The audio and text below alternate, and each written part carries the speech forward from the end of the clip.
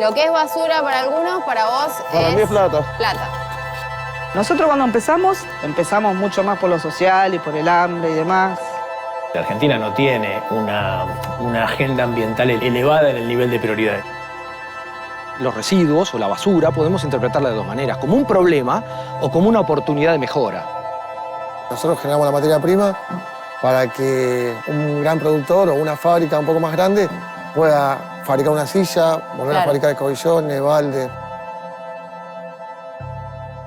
Esto arranca cuando alguien se agacha y levanta esto de la basura.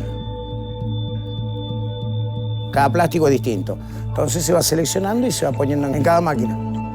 Somos un eslabón importante dentro del circuito económico del país. Hace 15 años todo esto que estamos haciendo era difícil de imaginar.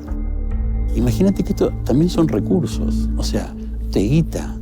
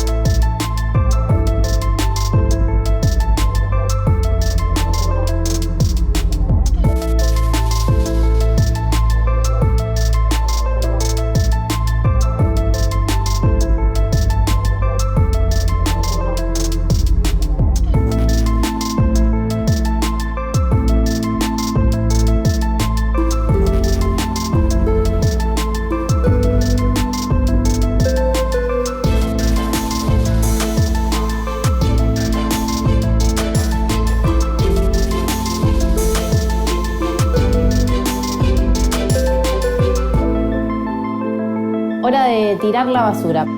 Puede ser que esta actividad nos tome 5 o 10 minutos. Puede ser que tengamos bolsas separadas para los materiales reciclables. Pero no sabemos nada respecto del recorrido que van a hacer nuestros desechos y de todo el valor que se le puede agregar a esto que estamos llamando basura. Lo que tiramos se transforma. Vamos a tratar de entender por qué generamos cada vez más basura.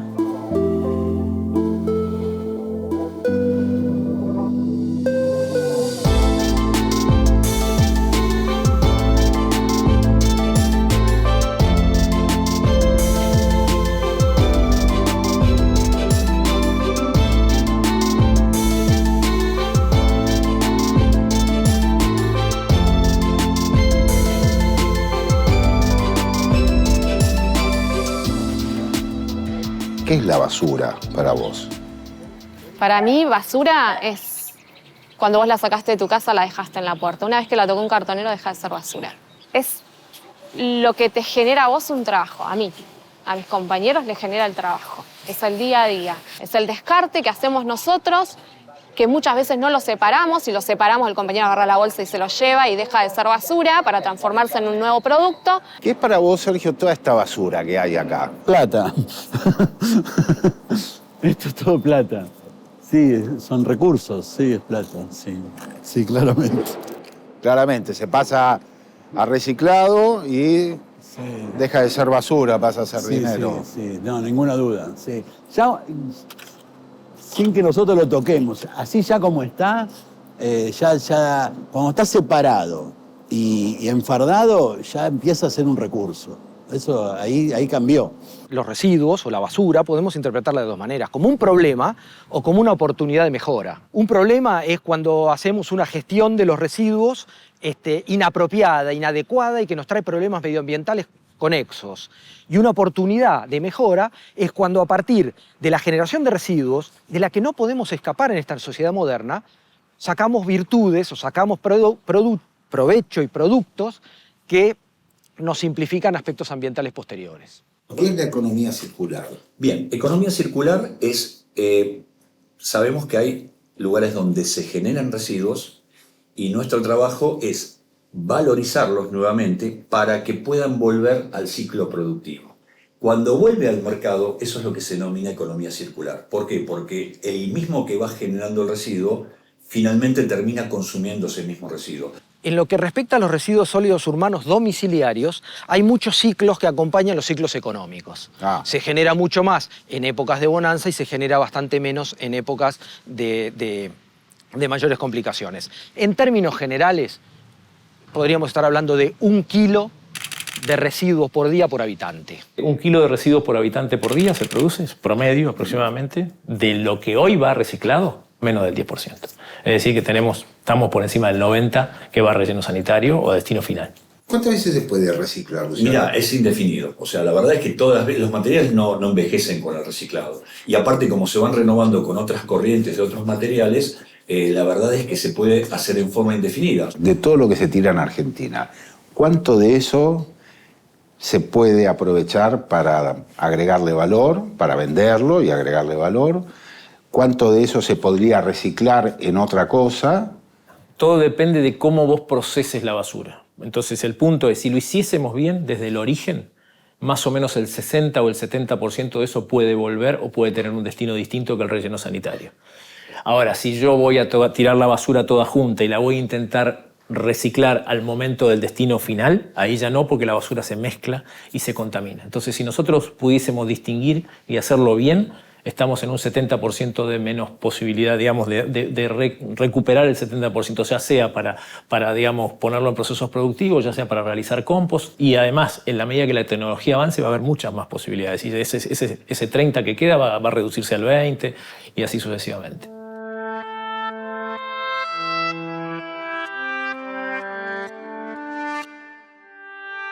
La vida urbana multiplica el consumo. En la fabricación de cada cosa que consumimos se usan materias primas y energía, tiempo y trabajo. Nada de eso es infinito. Recuperar algunos materiales de entre los desechos es algo lógico y necesario. Un ejemplo concreto. Si tomamos 500.000 toneladas de residuos sólidos urbanos, se pueden recuperar 17.000 toneladas de acero, 570 toneladas de cobre y 330 toneladas de aluminio. Pero además, la basura electrónica contiene metales que también pueden recuperarse.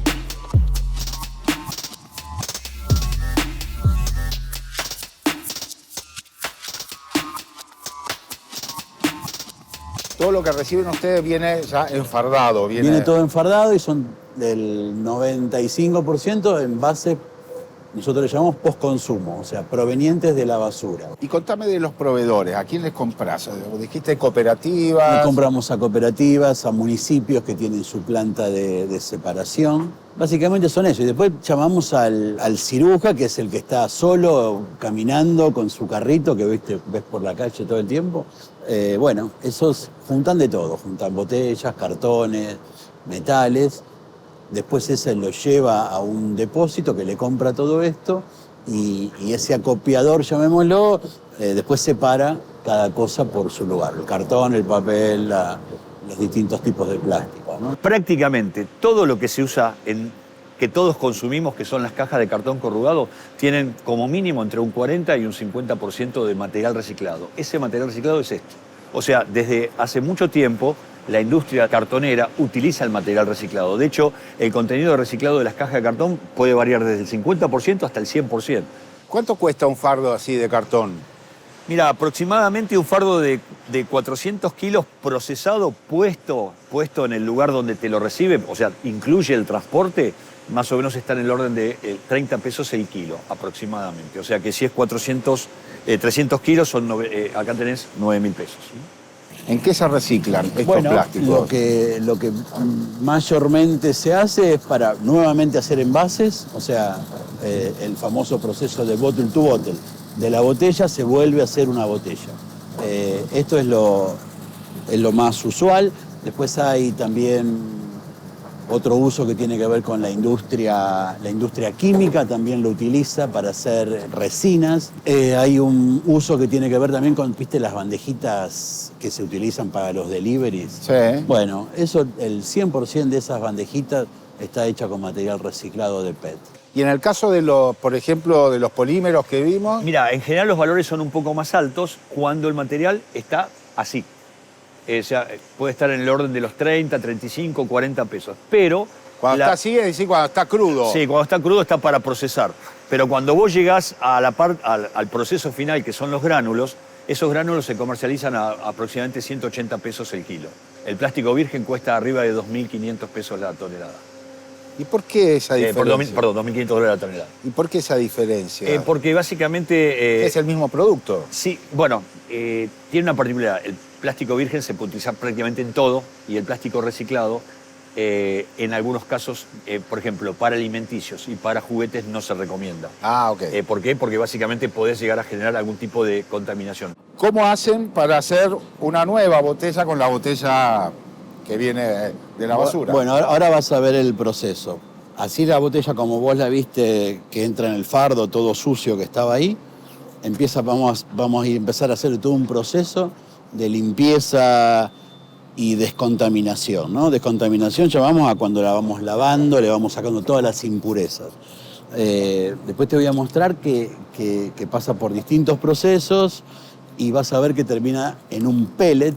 Un pellet es una bolita de plástico que queda perfectamente apto para volver a hacer una botella, ¿no? O sea, esto es polipropileno. ¿De dónde viene el polipropileno? ¿De El las polipropileno viene en unas, por ejemplo, hay muchas bobinas de donde traen los cables, tiene unos separadores. La empresa que fabrica las bobinas descarta sus separadores y nosotros se los reciclamos. ¿Eso se lo comprás? Sí, lo estamos comprando. ¿Y después ellos te compran? En algunas empresas nos compran material de vuelta. O sea, por ejemplo, hay una empresa que se dedica a hacer membranas asfálticas, le reciclamos el material y les vuelve a ellos como una materia prima. ¿Y las tapitas también se usan? Las tapitas, claro, en el proceso nuestro de limpieza de las botellas, la tapita y la etiqueta, viste que esto viene, la tapita y la etiqueta y la tapita, las dos cosas se desprenden en el proceso de lavado y la utilizamos y terminamos también haciendo un material reciclable que se utiliza, como un artículo secundario, llamémoslo. ¿Viste? O sea, no es de tanto valor, pero bueno, no sé, cuando empezamos se tiraba y hoy por suerte pudimos encontrarle un destino sustentable y las recuperamos y se pueden vender. Y hay un porcentaje que también se exporta. Y también hay un porcentaje que lo podemos exportar, sí, estamos exportando, no mucho en este momento, porque realmente acá hay una demanda bastante importante hoy en Argentina. Hay marcas, digamos, importantes que están lanzadas a utilizar plástico reciclado en sus envases, ¿no? Claro. Así todo, yo creo que un 5% más o menos de nuestra producción total que estamos exportando. Bueno, sí. Bastante, ¿no? Sí. En otras épocas era muchísimo más, exportábamos muchísimo más. Pero bueno, como te decía, como hoy acá el material está bastante demandado, bajamos un poco la cantidad de la exportación, sí. El Registro Nacional de Trabajadores de la Economía Popular informa a unas 118.000 personas inscriptas a nivel nacional en tareas de recuperación, reciclado y servicios ambientales. Son trabajadores y trabajadoras informales que reciben una paga por tareas de acopio y separación de materiales. En el SEAMSE, 1.500 trabajadores clasifican y procesan toneladas de residuos diarios, pero además existen pymes y cooperativas con actividades asociadas al tratamiento de la basura. En la Ciudad de Buenos Aires, el 41% de los desechos que tiramos son comida. Pero hay muchos otros materiales que no sabemos el valor que tienen o el riesgo que implica tirarlos sin ningún tratamiento. Más allá del papel, el cartón o el plástico, hay cosas que requieren un tratamiento especial, como las pilas, las baterías, los electrónicos y el aceite que utilizamos y después tiramos.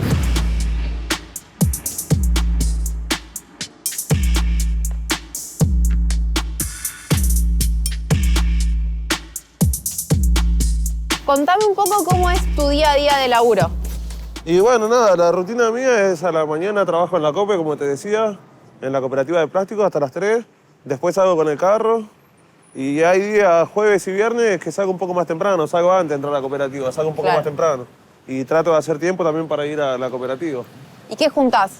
Cartón, plástico, nylon, chatarra, todo lo que sea reciclable, digamos. ¿Y después a quién se lo vendés? Lo vendo acá en Echandía y Ubac. ¿Y hay distintos lugares en donde Sí, vendés hay el muchos cartón, lugares que otro compran. lugar que, bueno, la cooperativa Vendo te el plástico, recibe el sí. plástico? Y el cartón lo vendo acá en Echandía.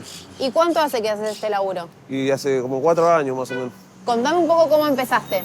Y nada, empecé por el tema del desempleo, viste que no se conseguía trabajo en ningún lado, estaba la situación muy jodida, no tengo estudio secundario terminado y eso como que me cuesta a veces para conseguir otro trabajo. ¿Y tenés una hija? 2 hijas. 2 hijas. ¿Y te alcanza con lo que ganás haciendo esto para Y llegar sí, a fin de mes? con los 2 sueldos sí llego a fin de mes, porque la verdad que las cosas cada vez suben más. ¿Y cuánto haces por día más o menos con lo que Y juntas? no tengo número fijo con esto, pueden ser 2.000 pesos, 2.500, puede ser un poco menos. Nunca tenés un número fijo porque no sabes cuánto puedes hacer.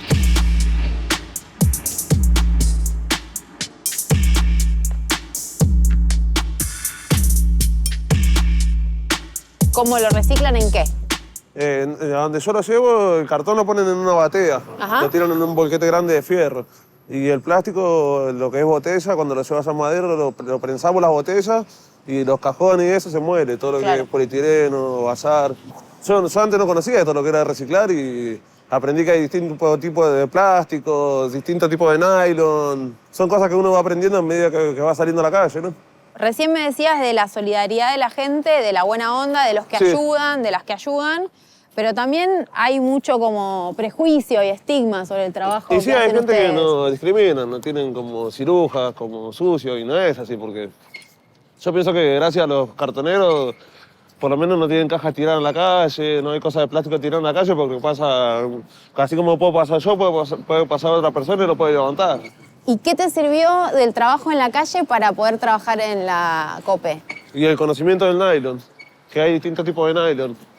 Está el nylon, el scritch, el color, el cristal, y eso por ahí son cosas que lo tenemos que clasificar en la cooperativa. Claro. ¿Y en la cooperativa cuándo empezaste a trabajar? Y hace más o menos como 9 meses más o menos que estoy. Hace poquito. Pues gracias a Pitufo estoy ahí.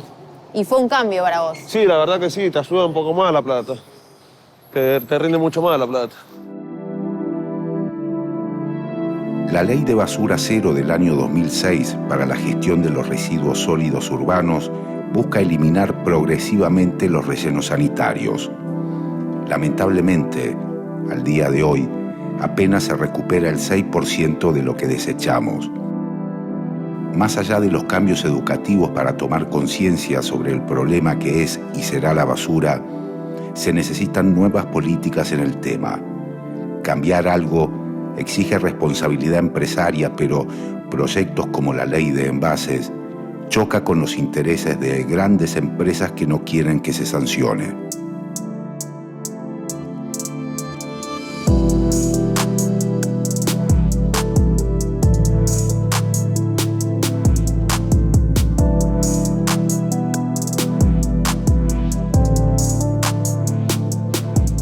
En la ciudad de Buenos Aires existen 12 cooperativas que compran o recolectan residuos reciclables para poder después venderlos.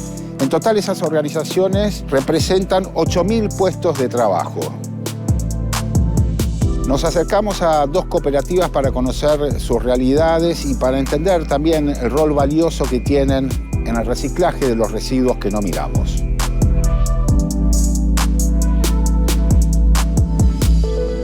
La cooperativa surge a raíz de la crisis del 2001, donde empezamos a salir con la falta de economía, la necesidad y todo lo que conllevaba en ese momento, un grupo de gente sale a subir arriba del tren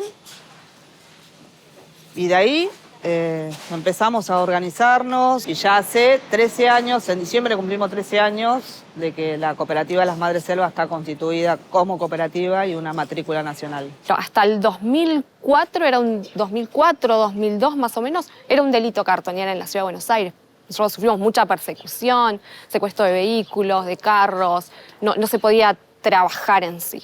La organización cartonera en la Ciudad de Buenos Aires permitió que eso deje de ser así. ¿Quiénes trabajan acá y cómo se compone esa fuerza laboral de la cooperativa? Porque me imagino que también fue una salida laboral para muchísimos compañeros. Sí, mira, hoy estamos, bueno, yo soy el presidente de la cooperativa, estamos con el compañero, ahora lo vas a conocer, Francisco, bueno, está el vicepresidente, tesorero, que somos la parte administrativa, y después, bueno, tenemos el grupo de operarios de todos los chicos que son vecinos del barrio, amigos, gente, tenemos unos compañeros que estaban con los carros también en la calle, hoy están acá.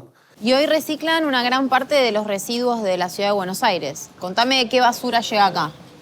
Bueno, primero somos 12 las cooperativas que tenemos un convenio con el gobierno de la ciudad y a raíz de eso cada cooperativa tiene una zona asignada. Nuestra zona es parte de la Comuna 12, la Comuna 13 y un partecito de la Comuna 14, donde nosotros hacemos la recolección domiciliaria y de grandes generadores. Grandes generadores componen a mercados grandes, a edificios de más de 20 pisos. Contame un poco cómo es el circuito del plástico, cómo llega acá y qué es lo que se hace concretamente en este lugar. Hoy en día estamos retirando de diferentes puntos. Tenemos los puntos en los barrios, tenemos los ecopuntos, que son los centros de reciclaje de la ciudad o de algún municipio, que en todos lados compramos. En el ecopunto con más continuidad y en los barrios tenemos que esperar algunos días que junten, que son los chicos que están con los carros. Ese material nosotros lo compramos, lo traemos para acá, apenas ingresa, pasa a un área de clasificación que está en el fondo. Después de clasificación pasa a esta máquina que es un triturador que se prepara para meter al molino. Una vez que pasa al molino, nosotros lo comercializamos a fábricas que hacen baldes, juguetes, escobillones. Tenemos dos tipos de clientes, los grandes generadores como el correo y después tenemos los clientes más chicos que los salimos a buscar a la calle. Salimos recorrida en auto, ver galpón, frenar, bajarse, hablar, ver una fábrica, bajarse, tocar el timbre, presentarse. María, vos hablas todo el tiempo del trabajo y de los trabajadores. ¿Cuánto cobra una persona que forma parte de una cooperativa de cartoneros y que sale a cartonear y después a vender lo que levantó durante el día? Y eso es variable, digamos. Hay cooperativas que están organizadas y que venden directamente a la industria y hasta hace un mes el cartón estaba a 42 pesos. Hoy por la importación de cartón bajó a 36, es muchísimo. Y después tenés compañeros que venden un intermediario a 28 pesos, 22 pesos. En el resto del país he escuchado hace un mes a 12 pesos el kilo de cartón. Es una vergüenza, digamos, pero es un compañero que no está organizado y quizás no puede vender directamente a la industria porque vender a la industria significa tener stock, tener volúmenes, acondicionamiento del material. El precio fijo lo pone la empresa. De ahí es donde nosotros tenemos que variar, porque hoy, por ejemplo, está bajando el precio del cartón. Y nosotros a los compañeros tenemos que seguir sosteniendo el mismo precio que le estamos dando. Claro. Entonces, hay algunos otros materiales que también tienen un costo bajo, no tienen un valor agregado. Y eso también dificulta un poco la tarea de darle la posibilidad de que los compañeros puedan tener un sueldo acorde a la situación. ¿Y hoy cuánta cantidad de plástico reciclan? Y hoy estamos entre 2.000, estamos en 5.000 kilos semanales. Entre fil, PET, bazar, lo que le llamamos bazar, cajones. ¿Y cómo es tu rutina de trabajo acá, tus horarios? ¿Cómo se organizan? Y en horarios, a veces no tenemos horarios fijos porque hacemos puntos, tenemos que ir a buscar a distintos lugares. Hoy, por ejemplo, yo fui a las 6 de la mañana a un lugar, pero el horario es de 9 de la mañana a 3 de la tarde. Bien. ¿Y llegas a trabajar? Contame un poco esa rutina. Y bueno, llegamos y tenemos que empezar a clasificar. Sí. Se empieza a clasificar el material para las distintas máquinas. Para la rompedora, para el molino, para la prensa. Cada material, digamos, es distinto Cada plástico es distinto. Entonces se va seleccionando y se va poniendo en cada máquina. Es muy importante la clasificación antes de meter a cualquier máquina. Claro. Si mezclamos los materiales se nos contaminan y no se pueden recuperar y a la hora de producir no cumple con los requisitos para poder armar. Ese material que ya está contaminado con otros productos termina perdiendo valor agregado. ¿Por qué lo digo? Porque hay muchas empresas que tienen una especie de marcar el producto para ver cómo está. Como la pureza. Como la pureza del producto. Y cuando van allá y le descargamos la cantidad de toneladas, te dicen, no, te doy, te tengo que descontar tanto porque vino húmedo, porque estaba sucio, porque estaba mezclado. Lo que para el común de la gente es basura, Claro. para ustedes es materia prima. Y sí, y gracias a esto generamos un montón de puestos de empleo y segundo que si nosotros no haríamos este trabajo, hay fábricas que trabajan con esto también. Nosotros generamos la materia prima para que un gran productor o una fábrica un poco más grande pueda fabricar una silla, volver a fabricar escobillones, balde. ¿Y son muchas las empresas que hoy reciclan y que compran material para reciclar? Sí, tenemos desde los más pequeños, que son los depósitos, hasta la gran empresa, que es la que comercializa después el insumo. ¿Y qué es lo que hacen con este material, sabes? O sea, ¿lo vuelven a convertir en cartón, en plástico? Muchos se vuelven a reutilizar Claro. en el mismo componente y otros no. Digo, el PET, por ejemplo, que se reutiliza para hacer los buzos polar. Ajá. En parte de proceso vuelve a reutilizarse en botella y en otra parte de proceso vuelve a reutilizarse en otras cosas. O sea, aparte de las botellas que están ahí arriba, después pueden convertirse en un buzo polar que yo me compre en una avenida. Sí. En una calle comercial, en un shopping. Exactamente. Sí. Vaya, Entonces, mirá. si nosotros no podemos hacer este trabajo de hacer la recolección, la separación en origen y demás, todo ese material termina en un relleno sanitario.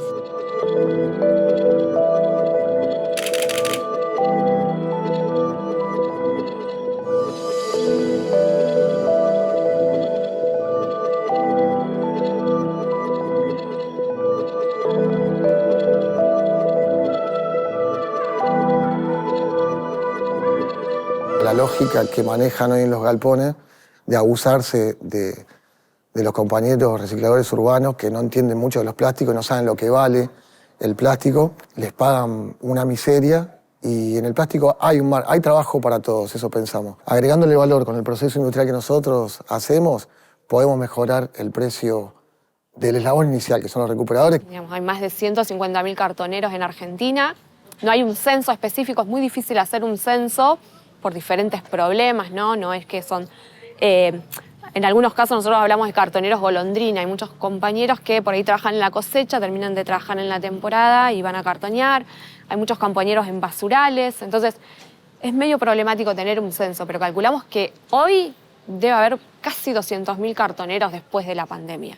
La pandemia nos trajo mucho más cartoneros y cartoneras. Y esta metodología la tenés en todo el país, en diferentes niveles, ¿no? Compañeros en basurales a cielo abierto, después tenés cooperativas que se van organizando y cooperativas que están súper organizadas con una estructura de valor agregado y con inclusión social dentro de sistemas de reciclado ya articulados de cogestión con el municipio. Nosotros cuando empezamos, no empezamos porque teníamos el cuidado ambiental. Empezamos mucho más por lo social y por el hambre y demás. Y hoy yo lo digo con mucho orgullo que más allá de que somos cartoneros y cartoneras de esa historia y demás, hoy hacemos el cuidado socioambiental, no solamente el ambiental. Porque todos estos socios que hoy están trabajando tienen un puesto de trabajo gracias a esto. Después de tantos años hemos entendido que somos un eslabón importante dentro del circuito económico del país. ¿Qué cosas te parece que están faltando como políticas públicas respecto del reciclaje? Sí, falta mucho. Falta la conciencia ambiental, falta que se definan políticas públicas establecidas en los diferentes municipios, que los compañeros tengan las condiciones sociales y laborales generales que se necesita para trabajar efectivamente bien, ¿no? Que no haya compañeros con hernia de disco como conocemos un montón, o con problemas por ahí oculares por un accidente laboral, digamos, que todo eso sea como corresponde. No solamente las grandes empresas tienen derecho a que sus trabajadores tengan condiciones, sino que esto, que es un trabajo, tiene que ser valorado y tiene que ser reconocido como un trabajo. Acá, por ejemplo, en Cava, casi 8.000 compañeros que están subidos arriba de un sistema. Claro. En la provincia de Buenos Aires hay muchos de esos compañeros que todavía les cuesta mucho ingresar. Y a nivel nacional ni te la cuento. Digo, hay 5.000 basurales a cielo abierto. En la ciudad de Buenos Aires, en la provincia de Buenos Aires, tenemos 200 basurales a cielo abierto, que todavía estamos ahí como a ver de qué forma podemos hacer el circuito de que eso no vaya al relleno sanitario. Claro. La ley de envase, primero, es la obligatoriedad de los que producen los productos, los envases que vemos acá, que tengan la disposición correcta, que sobre todo ese envase no contamine, que no vaya a los ríos, a los mares. Esa botella de gaseosa, independientemente de quién la saque a la vía pública, esa botella de gaseosa tiene que ser 100% reciclable. Tiene que cumplir el circuito de recuperación y, sobre todo, muchos de los componentes de esa botella no son reciclables. La primera responsabilidad es del productor y que se habla de una tasa, no de un impuesto. La tasa va en la responsabilidad de ese productor a la hora de confeccionar esa botella, ese cartón, ese producto. Y que va a permitir que vuelva al mercado. ¿Cómo te imaginas la cooperativa futuro? Yo imagino a la cooperativa abriendo otros puntos en lo que es, si me permito soñar, en la Argentina entera me gustaría abrir diferentes puntos como estos en todos los lugares posibles. Capacitar en todos los barrios que se pueda, concientizar sobre el medio ambiente, teniendo en cuenta que en el AMBA cada persona genera 1 kilo, 1,5 kilos de residuos, en el cual el 20%, 15, 20% son plásticos. O sea, con ese dato nosotros sabemos que hay muchísimo trabajo para hacer.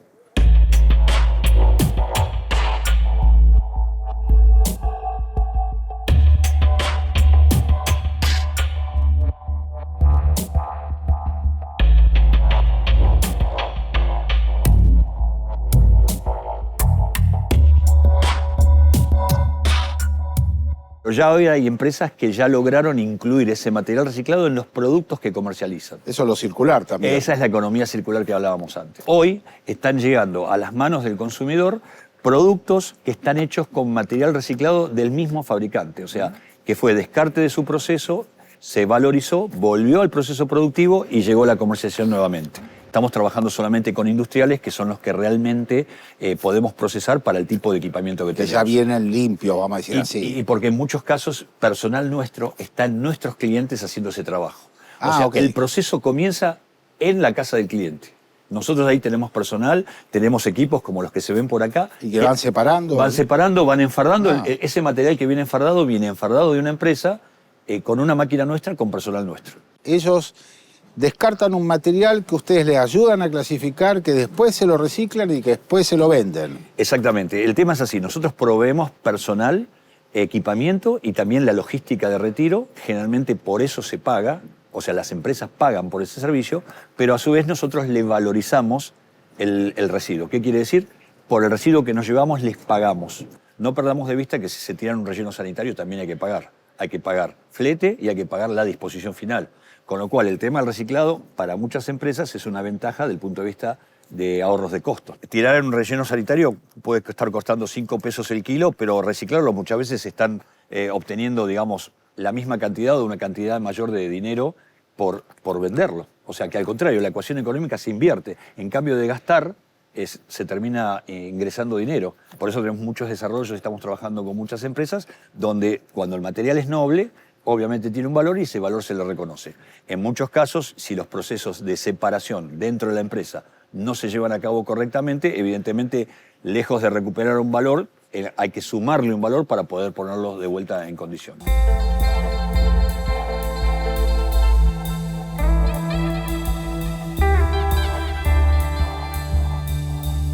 Todas las inversiones que hacemos las hacemos a través digamos, de lo que la misma actividad genera. Porque hay muchos países donde se subsidia. Sin duda, sí. En los países de Europa hay muchos materiales que son, inclusive, se venden a un precio más alto porque reciben subsidios del Estado que les permite, digamos, generar toda esta actividad que al final del día al Estado mismo también les genera una ventaja, porque todos los residuos que se reciclan acá no son basura en ningún otro lado. Claro. Entonces la realidad es que es menos recolección, menos trabajo para los municipios, menos una cantidad de actividades. ¿Por qué? Porque básicamente llegó al lugar que corresponde. Claramente es una industria en desarrollo, cada vez está ocupando más personal. De hecho, creo que hay muchas cosas que todavía no tienen como industria típica. De hecho, nosotros estamos, digamos, con actividades que no hay una industria del reciclado, pero viene en franco crecimiento. Hay muchos chicos que ya están estudiando la carrera de Ingeniería Ambiental. De hecho, nosotros, algunas de las personas que han visto en la oficina, vienen de esa carrera y realmente nosotros estamos tomando profesionales jóvenes porque prácticamente es una industria que hace 15 años o 20 años no existía. Cuando a veces se habla de los trabajos que se van a hacer, que todavía no sabemos ni que van a existir, este es un ejemplo. Hace 15 años todo esto que estamos haciendo era difícil de imaginar.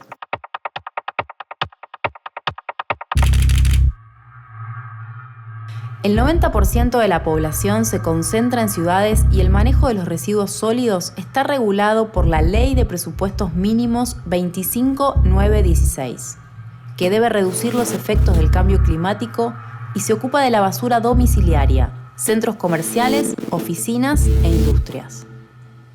Pero además, los residuos en Argentina aportan el 14% de las emisiones de dióxido de carbono. Por todo eso, son necesarias nuevas estrategias porque la basura se multiplica. Las grandes ciudades producen muchísima basura. Por ejemplo, la ciudad de Buenos Aires produce 8.000 toneladas de basura por día. Es imprescindible que nosotros sepamos que los residuos que generamos impactan en el medio ambiente y también tienen un impacto sociocultural. Por eso es muy importante la planificación y el seguimiento de los residuos y también el reciclaje de los mismos.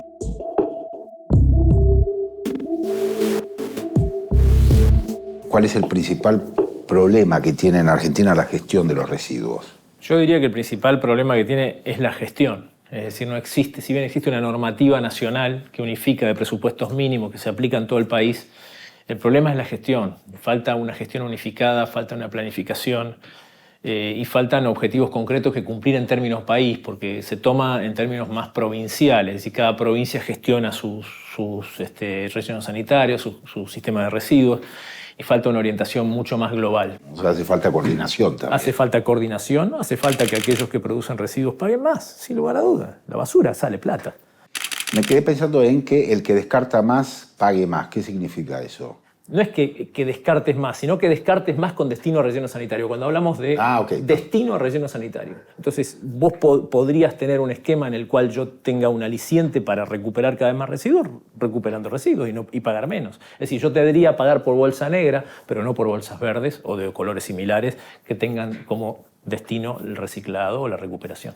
¿Cuáles son las ventajas que tiene el reciclaje en términos económicos y cuáles son las desventajas económicas de no llevarlo adelante?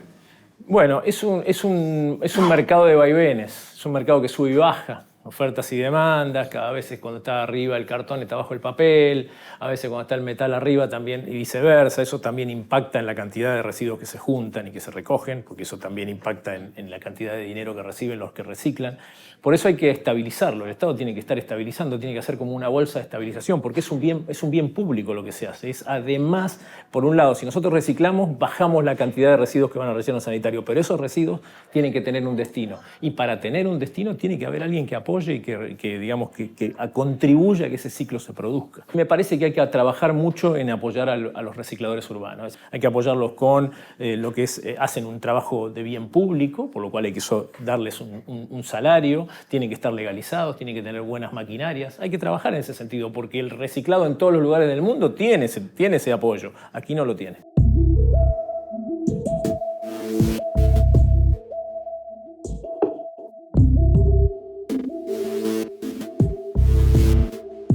¿Qué te parece que podemos aportar los ciudadanos comunes, vamos a decir así, a la gestión de los residuos más allá de las políticas de Estado que se puedan implementar?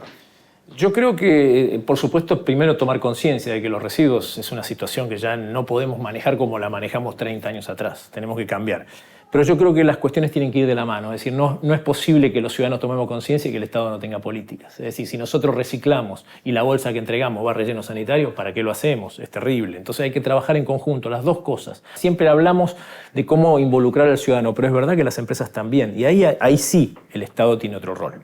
El Estado tiene el rol de hacer cumplir la normativa, existen sanciones penales para eso también. Entonces hay un trabajo que ahí hay ya mucha más regulación para poner en juego. Y ahí va a depender mucho de que el Estado esté en condiciones de hacerlo. Es necesario, digamos, como decimos, seguir los principios que establece la ley de presupuestos mínimos, de gestión de residuos, que están allí, es prácticamente una ley de procedimientos, y dotarla de recursos, porque si le decimos a los municipios que tienen que gestionar sus residuos, pero después no tienen recursos y se gastan toda la que no tienen para juntar los residuos, llevarlos al relleno sanitario, ahí es donde hay que trabajar. Es una situación permanente, es decir, no se puede hacer una política de un anuncio de 4 meses y después no hacer más nada. Tiene que ser sistemático. Todas las políticas ambientales son de largo plazo. Siempre decimos, los que estamos en este tema, que somos maratonistas, porque tenemos que seguir. O sea, no se puede hacer un mes y abandonar. Es todo el tiempo, porque eso significa además un cambio de conducta. Las respuestas vienen cuando vienen los cambios de conducta y los cambios sociales. Son los importantes.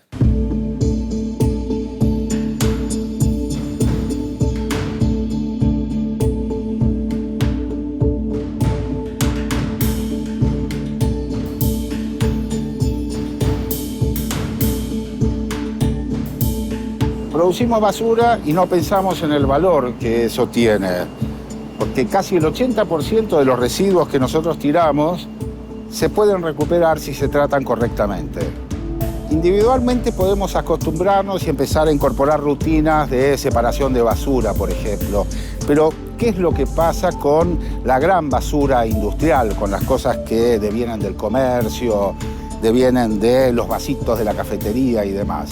¿Y qué pasa con los desechos que se producen a gran escala industrial? Esto va mucho más allá de lo que pasa en nuestros hogares.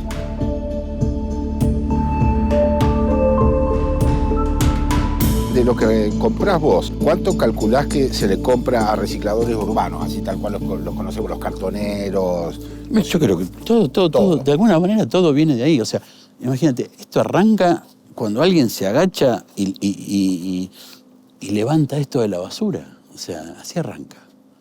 Arranca que alguien lo saca de la basura.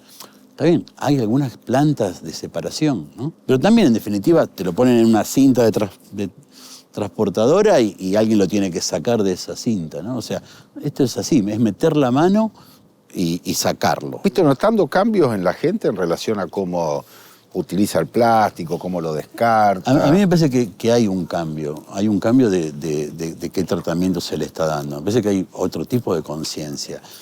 Yo vivo en Capital, ahí tenés los dos tachos, tenés el tacho negro para orgánico y el tacho verde para el reciclable. No solo plástico, sino también cartón, aluminio, todo. Me parece que eso es así. Porque cuanto mejor nosotros separamos, mejor va a poder hacer el trabajo el reciclador o el recolector. Y por otro lado, también creo que es una obligación nuestra, ¿no? Tratar de cuidar eso, ¿no? De separar. Porque, como yo te decía, todos los plásticos son reciclables, pero tienen que estar separados y ahora lo mezclás con fideo, puré y el pañal del nene y chao, ahí ya está, lo convertimos en basura.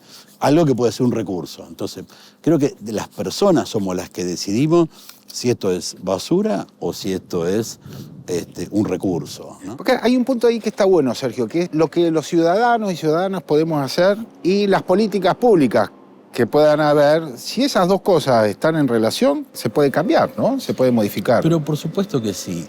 Lo que pasa es que todo está bien, pero en definitiva, tema de plata. Quiero decir, esta logística inversa, ¿no?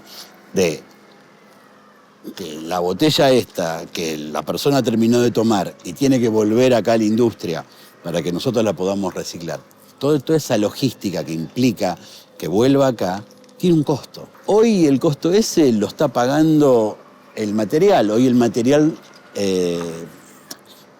los commodities, como sabemos, están altos y hay un buen precio. Entonces, Gracias a eso se puede pagar, como yo te decía, pagamos 80 pesos el kilo de material. Y con esos 80 pesos da para que esto llegue acá. Ahora, cuando el material es más barato, porque el petróleo es más barato y porque todo es más barato, esos 80 pesos son impagables, ¿entendés? Entonces, ¿qué va a pasar? Va a quedar todo tirado. Ahí es donde en algún momento va a haber que financiar este sistema de logística inversa. Y ahí está la conversación. ¿Quién lo va a financiar? Lo tiene que financiar el Estado, lo tiene que financiar el municipio, lo tiene que financiar la empresa que lo puso en el mercado. No sé si el Estado es el que lo tiene que pagar. Quizás haya una responsabilidad social empresarial y la empresa debería pagar de alguna manera algo para costear esto, ¿no? Hay varias leyes dando vuelta, hay una ley ahí de ley de envases que el año pasado estuvo ahí tratándose y finalmente no salió, como se justamente exigía esto, pagar un canon por cada envase que se pone, demás. Así que las empresas que producen envases tengan un canon. Que producen envases o que producen o que metan el producto. El producto. ¿No? Creo que está orientada a la empresa que llena, ¿no? Las de gaseosa. De gaseosa, claro. Eso. Y ellos deberían, no sé, de alguna forma hacerse un poco cargo de esta. Hoy nada, hoy es a voluntad, digamos, es un poco de esto que hablábamos. El Estado que hace algo con sus plantas, hay muchos municipios que tienen plantas de separación, muchísimos. Y bueno, también funcionan a veces mejor, a veces peor, y siempre está supeditado todo esto al precio que tenga el material. Claro. Y no es justo que se recicle cuando el precio es alto y cuando cuando el precio no es tan alto no se deja de reciclar.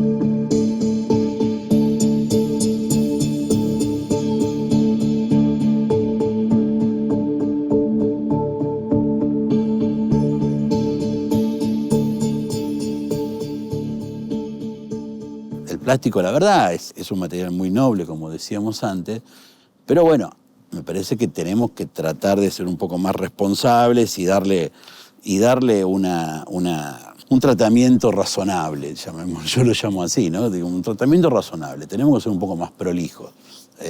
Creo que hubo un momento que como que a nadie le importaba nada y que el plástico iba a parar a cualquier parte. Hoy creo que eso por suerte está cambiando y empieza a haber esta conciencia y me parece que hay que seguir trabajando porque queda mucho. Para que te des una idea, de plástico el 25% de lo que se produce se recupera. Hay un 75% que se está enterrando. Imagínate que esto también son recursos, o sea, de guita. O sea, acá hay 75% de todo este plástico que se está enterrando. Se termina siendo un problema enterrándose y podría ser una gran ventaja porque esto ahorra.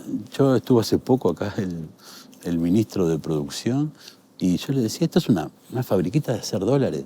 Porque, como decíamos antes, es un commodity. O sea, esto vale en dólares. Lo sacás de la basura, lo transformás, das trabajo a la gente y convertís dólares. Dale, no sé qué negocio puede ser tan redondito como este, ¿no?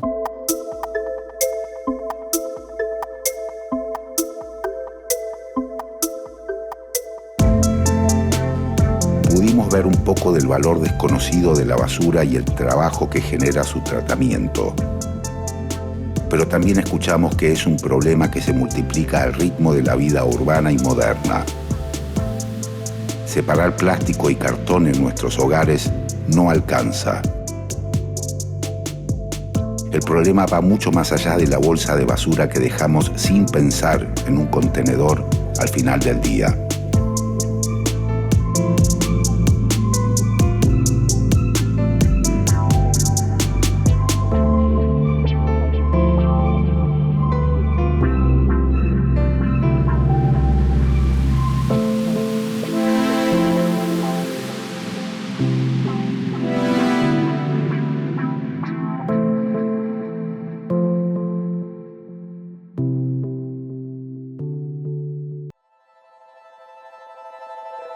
Compraron todas las empresas y por otro lado degradaron la calidad. Si vos cruzás la puerta del supermercado, el 75% del total de lo que ves ahí lo hacen 20 empresas. El puerto de Rosario fue el segundo del mundo después del puerto de Nueva Orleans y le ganó al de Santos en materia de volúmenes. La función económica del Estado es regular la actividad económica, o sea, establecer la regla de juego. Acá el Estado no establece ninguna regla de juego, entonces la establecen estas grandes empresas. Estas son las que determinan la regla de juego y no el Estado. Estamos en valores muchísimo más bajos, ofreciendo productos de igual y hasta a veces te diría de mucha mejor calidad. Los alimentos en Argentina son caros, ¿sabes por qué? Por la cantidad de impuestos que tienen cada uno de los alimentos cuando uno compra. La tentación es la siguiente, es decir, yo produzco trigo, pero no estoy pensando en vendérselo y ponerlo en la mesa de los argentinos, sino en venderlo en el orden internacional. Y eventualmente, si el argentino me lo quiere comprar, que me lo compre a precio internacional. Producimos mercancías que queda renta en sectores privados. Ahora, el pueblo argentino justamente no come de esas mercancías. Sin precios cuidados que funcione, no habría precio de referencia, no sabrías qué comprar. Hay un debate hoy actual sobre retenciones que a mi entender, es más hoy un debate más político que económico. Desde el gobierno le pedimos una inversión para nuestros comercios, que son 26.000 en provincia de Buenos Aires, y para las pymes. Y nosotros le vamos a devolver. Pero ¿sabe cómo se lo vamos a devolver? Con fuentes de trabajo. ¿Qué piensas, Juan, respecto de las intervenciones que hace el Estado en los precios? ¿Está bien? ¿Está mal? ¿Qué puedes decir? Sin intervención te puedo asegurar que sería un caos. No hay manera de que el empresario, sin ningún tipo de control, no saque los pies del plato rápidamente.